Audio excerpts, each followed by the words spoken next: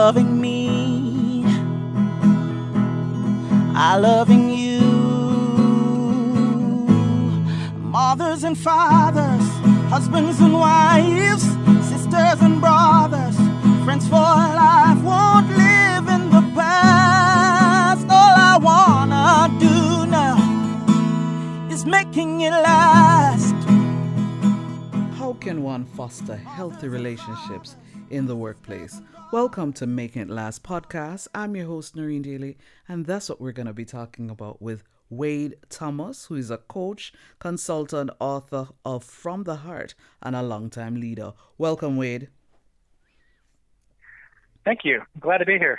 So, well, even now that home is work for some people, if you work from home, you end up spending a lot of your hours, a lot of your time at work.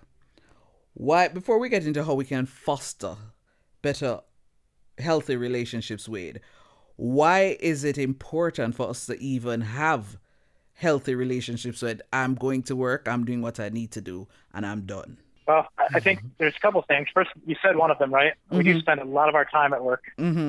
And so it's like if your entire life is at home, you wouldn't sit there and say, well, for 8 hours today, I'm gonna ignore everybody. True. Yeah, it just doesn't work that way. But the second thing is, and this is something I learned just early in my career and just reinforced throughout, is, it really does come down to how your success really comes down to how effective relationships are. Most of our jobs, you're not going to be successful just by yourself. And even your career, there's an old adage that says it's not, it's who you know, right? And that's very true. That's the reason it's an old adage. It has always been true. And so maintaining effective relationships is just a great way to be effective in whatever you're doing. And by the way, people are meant to have relationships, and so you'll end up with a much happier life that way as well. True. Which is a nice segue then into how can we then foster these healthy relationships in the workplace? It's not much different in the workplace than it is at home or in any aspect of your life. I think it really starts with taking the time, making it a priority, get to know people. And, and then there's certain people in your life that you're going to have relationships with that are going to be superficial, but they can still be effective. And there are other people in your life that you're going to have deeper relationships with. And I want to kind of talk about how to build those deeper relationships with, because, as you look back, as I look back in my life, it's really those deeper relationships that have made a difference, in my life, both professionally and personally. And so taking the time is important, but also getting to know them, kind of like we talked about with empathy, is get to know them, ask questions, really take that time, know them, but also let them know you. So be open and transparent. And remember, it's kind of a two-way street. You want to know them, and you want them to know you. And oftentimes, we tend to fall on one or the other side, right? I mean, a lot of times, we just want to talk about ourselves all the time. We've all seen that, right? But then we also see, and then there's also people, like me, who are a bit on the introverted side, where I want to learn more about other people, but I'm going to close myself off to you. And so that's something that I've had to overcome, is to be more open, be more transparent. And because when there's that give and take, in a relationship, that's what will really make it deeper and more effective. And then the other thing about it is you got to be consistent with that. If you're going to build an effective, deep relationship, you can't be in and out.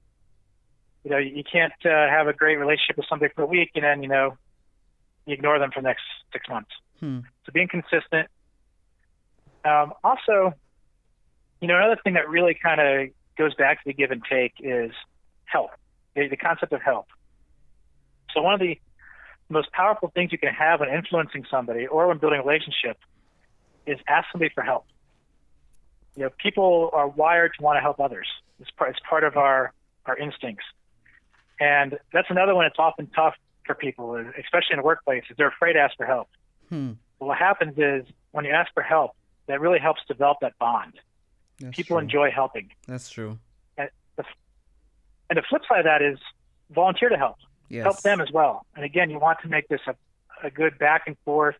You want a really effective relationship is a two-way street. It's not one way. It's not transactional, but it really is getting to know them, letting them get to know you, knowing each other, being consistent, and then helping each other. And that's really, if I were to boil it down, that's the way to really develop a good, healthy workplace relationship. I know you've been enjoying the conversation, but we're going to take a little break and get a word from our sponsor. For all your events, such as educational forums, workshops, book launches, weddings, and more, contact Noreen Daly, the ultimate MC and event host. Visit NoreenDaly.com or follow her on Instagram at NoreenDailyJam. Noreen Daly, creating long-lasting memories. I want to backtrack a little bit, because there's some people that you'll have superficial relationships and some you'll have deep relationships with. But do you think, because at the end of the day, it's the relationship you'll then have with them is going to be based on the expectation, because if it's at a superficial level, the expectations will be different, yes, than those from at a deep level, right? So I'm then saying, right. if then I am able to make that distinction between this person, this relationship is just superficial, and this person over in this cubicle or in this next space is somebody I'm developing a deeper, that will also then help me to ensure that the relationship stay healthy. Because if it is that if in my mind it's superficial, but then maybe for the other person they think it's developing, wouldn't that then cause some maybe sort of friction or conflict? Oh, perhaps. That could happen. And when I talk about the superficial relationship, that's probably, that's, for example, if you're in an accounting department. Right. And, your responsibility is, accounts payable. So you're going to develop deep relationships with those people that you're working with. And, and maybe some departments don't work along with that. Okay. But you may have somebody, that's in a whole different area, an engineer or something like that, that really you don't have much to do with. Maybe you have to go see them once every 3 months. Right. That's a superficial relationship. But that being said, it is important to empathize. So if you do get that sense that, the other person wants a deeper relationship, and it's not, it's not a off-on, it's a spectrum, right? But if they do want a deeper relationship, then you need to understand, you try to understand why that is. Okay. Why are they going after that? And empathize with them. And maybe that is a relationship you want to develop. And so, what I was suggesting by that is, you're not going to have this deep relationship with, the 950 people that you're working with. Okay. But, right. But if that opportunity exists, then, empathize with them and understand what's going on there, and then take it from there. There's some people who, and I said it in a previous show with you, who really do have that mindset that I really don't have the time for people while I'm here. I'm just doing my work. And one of the things that the older I get, and I even say to the young people around me in the professional space where I am, is that relationships are really key to how you get things done on the job. And you said it earlier. So, yes. I am hoping that with us having this conversation, it will probably help to shift that mindset of some people saying, I go to work is work. And, sometimes you'll see some things floating around in social media that will say, people at your workplace are not your friends.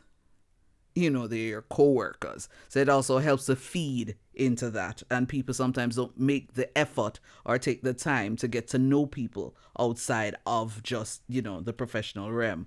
But given the COVID realities and the blurring of all of that, if there's somebody here who's still saying, it is hard enough for me to juggle everything that's happening, because not everybody, Wade, is handling the virtual life, because to some extent that's what people call it now, the new normal. They're different terms. So what else would you say as we are wrapping up to convince somebody that, hey, you still need to take the time to foster healthy relationships in the workplace?